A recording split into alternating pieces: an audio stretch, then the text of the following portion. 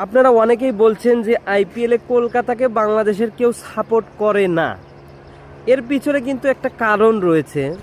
আইপিএলে যখন মোস্তাফিজ কলকাতায় চান্স পেল, তারপরে তাকে বাদ দেয়া হলো।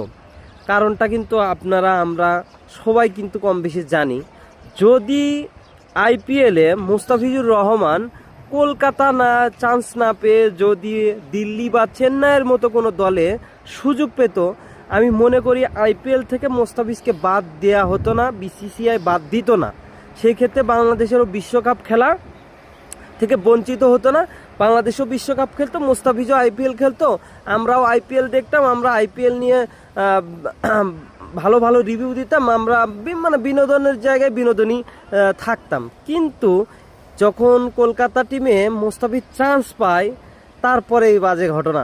কারণ কিছু কলকাতার উগ্র লোকজন রয়েছে যারা এই মোস্তাফিজ ইস্যু নিয়ে বিভিন্ন ঝামেলা সৃষ্টি করে, পরবর্তীতে বিসিসিআইকে বাধ্য করে কলকাতা থেকে মোস্তাফিজকে বাদ দেওয়ার জন্য। তার পরিপ্রেক্ষিতে বাংলাদেশ ক্রিকেট বোর্ড বিশ্বকাপটা বয়কট করলো। এর পিছনে অনেকগুলো কারণ থাকতে পারে, কিছু রাজনৈতিক ইস্যু থাকতে পারে, বা সরকার দলীয় সিদ্ধান্তও থাকতে পারে। যাই হোক, শেষমেশ আমরা বিশ্বকাপ থেকে বঞ্চিত হয়েছি।